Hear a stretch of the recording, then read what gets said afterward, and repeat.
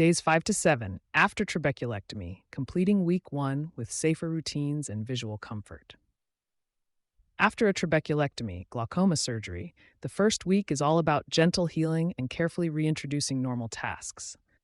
By days 5 to 7, you'll likely feel a bit better, but your eye is still fragile. It's common to notice light sensitivity. You may find bright lights or sunlight harsh, and vision that goes from clear to fine to a bit blurry on different days. For example, one surgical recovery guide notes that by the end of the first week, many patients notice gradual improvement in comfort and mild improvement in clarity, although vision may still fluctuate. This means you might see better some hours, then foggy the next. This is normal as your eye pressure settles and the new drainage bleb, tiny fluid pocket, matures. You may also find your eye feels scratchy, watery, or a bit sore, especially from the tiny stitches, sutures. Malik and colleagues explain that the eye often feels like there's a foreign body or scratchy sensation from stitches, but this usually causes only mild discomfort. Your eye could be red and irritated, and it might water more than usual. A common analogy surgeons use is that you've got a small healing wound on your eye. Some swelling and watering is expected. It's important not to rub or press on the eye during this time, as even small jostles can disturb the healing. Medications continue in week 1. Keep taking all prescribed eye drops exactly as directed, usually an antibiotic to prevent infection and a steroid to control inflammation. These are often used for several weeks and then gradually tapered. If you have scheduled acetaminophen, Tylenol, or other mild pain medicine, you can use it for any soreness. Ibuprofen-type pain relievers are typically not needed. Most people find that over-the-counter acetaminophen is enough for the mild ache described by Greenwich Ophthalmology's timeline. By the end of day 7, you should be sleeping and waking with slightly less irritation than midweek. Managing comfort and vision. Even as the eye feels better, vision clarity can still change daily. It's usual to have some blur or variability. The surgeon at Oracle Eye Physicians explains that in these first weeks, vision is quite variable. Sometimes almost normal and other times blurry, but it should slowly return to your previous level over several weeks. In practice, this means some morning you wake up seeing very clearly, and another day everything might look fuzzy or cloudy. Don't panic. This is part of normal recovery as your eye pressure stabilizes. To cope with light sensitivity and variable vision, use sunglasses indoors and out. If lights feel bright or driving at dusk bothers you, wearing sunglasses can shield your eye from glare. Many doctors recommend sunglasses, especially when you're outside or in brightly lit rooms. Minimize eye strain. In general, rest your eyes as much as possible. During days 1 to 3, most doctors advise resting your eyes and avoiding any extended reading or screen time. By days 5 to 7, you can try short periods of reading or looking at a screen, but keep them brief and break often. Stay on your drop schedule. Continuing inflammation control is key for comfort.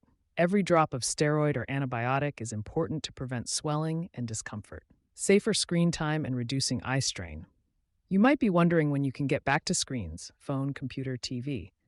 By days 5 to 7, light use is generally okay, but it's wise to follow ergonomic and eye strain reducing practices. The American Academy of Ophthalmology, AAO, and other experts offer simple tips to protect healing eyes from digital strain.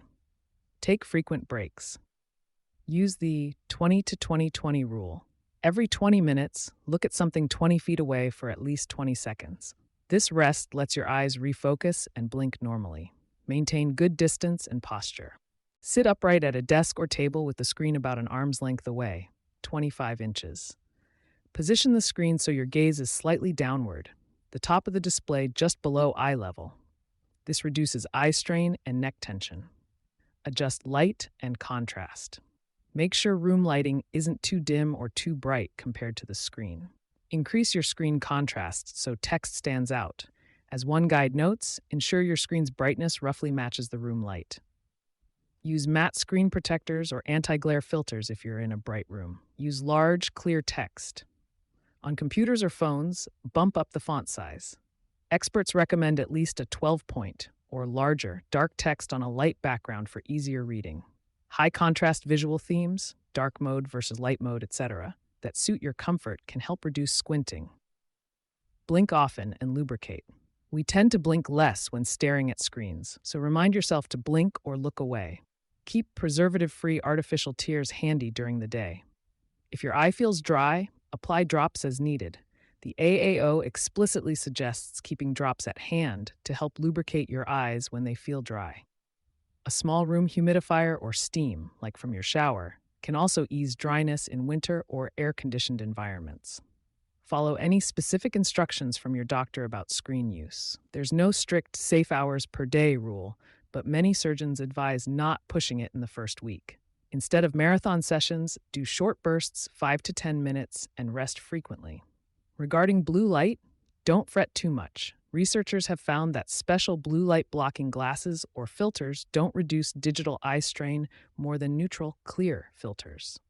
However, using a device's night mode or blue light reduction setting in the evening can help with sleep, even if it doesn't directly prevent strain.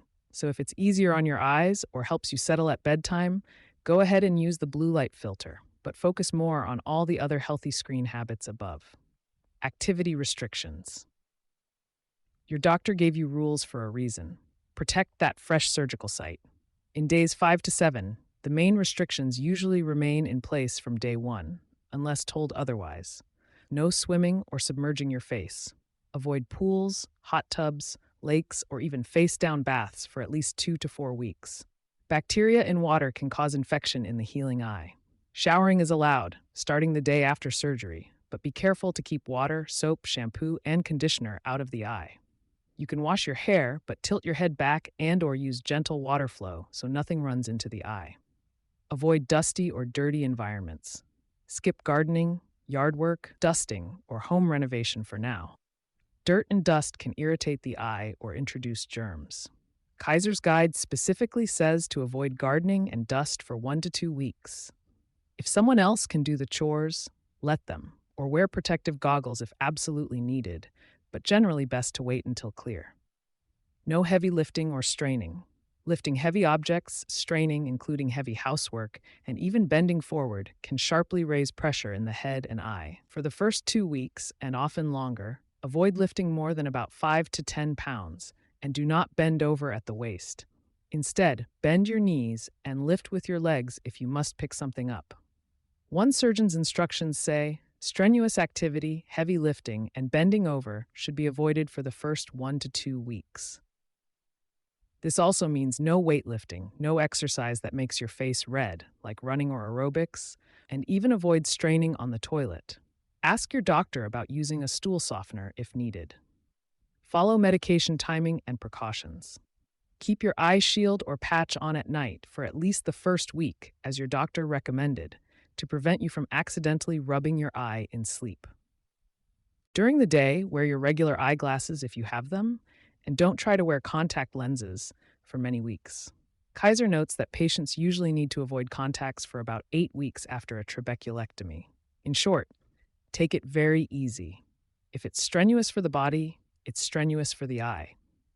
Use assistance for any chores that involve bending, lifting above waist, or splashing of any kind.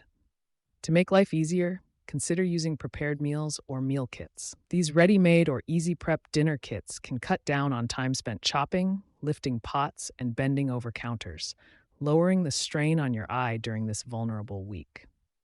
Follow-up care and next steps. Your doctor will schedule follow-up visits to monitor healing. It's typical to have an appointment the day after surgery, and then several visits in the first few weeks.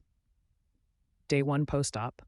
Wear your protective shield at night and have someone drive you in. At this visit, the surgeon will usually remove the patch, check your vision and pressure, and look at the new bleb, the little fluid-filled reservoir.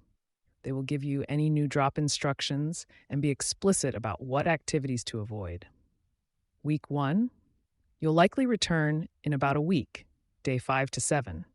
The doctor will check how the bleb is working and may adjust sutures if needed. Kaiser Permanente notes that in the first few weeks, you may see your doctor several times a week to check how well fluid is draining out of your eye and to cut stitches around the bleb if the pressure needs fine-tuning. So expect frequent visits. It may feel like a lot of appointments, but this close monitoring is key to success in the first month. Be vigilant about warning signs. Any sudden change should trigger a call to the office. If you notice a sharp increase in pain, a sudden worsening of vision, or thick yellow-green discharge, seek medical advice immediately. These could signal complications like infection or a bleb leak. By contrast, gradual mild improvements are normal. Driving and activity. Do not drive until your doctor says it's okay and your vision meets safety standards. For many people, that may be a couple weeks. For now, focus on rest. Walking around the house or light strolling is generally safe even early. It boosts circulation, but skip any gym or aerobic classes. Return to exercise. Start slowly. Lightweight walking is fine from the first few days, but jogging, cycling, or sports usually wait several weeks. Use each follow-up visit to check with your surgeon when you can increase activity. Tools and small tactics for comfort. Here are some additional tips to keep your eyes comfortable as you move through week 1. Use protective eyewear. If your eye still hurts in bright light, wear sunglasses even indoors if needed. This helps with lingering photophobia. Improve device comfort. Most phones and tablets have accessibility or display setting to enlarge text and increase contrast. Turn on bold text or dark mode if it feels easier on your eyes. Similarly, in settings, look for a night shift or night mode to warm the display colors in the evening. It may reduce blue light exposure, which can help you sleep better. Just remember that blue light filters have not been shown to improve eye strain beyond making you more sleepy at night. Keep lubricating drops handy. Place your preservative-free artificial tears nearby, maybe on your nightstand and computer desk, so you remember to use them. If your surgeon recommended a thicker ointment or gel at bedtime to keep the eye moist overnight, use it as instructed. This is often preservative-free petroleum or carbomer gel. Stay organized for meals. As mentioned, meal kits or pre-made foods can reduce fatigue. Even simple strategies like cut fruit or sandwiches instead of big cooking sessions can help. The less time you spend standing over the stove or bending into the fridge, the better. Consider using a cooking timer or phone alarm so you're not peering at screens unnecessarily. Set it from a distance and pop back when it dings. Conclusion. By the end of week 1 after trabeculectomy, you should notice that the worst of the soreness is fading, but your eye still needs protection. Light sensitivity and vision clarity will continue to improve slowly, so be patient with blurry or fluctuating sight. Use that time to build safer habits. Limit strenuous activity, manage gentle screen use, and keep your eye lubricated. Attend all your follow-up appointments. Your surgeon will check the drainage bleb and may tweak things to ensure the surgery is working. Those checkups might feel frequent, but they help prevent complications. In the meantime, take it easy. Follow the do's and don'ts you were given.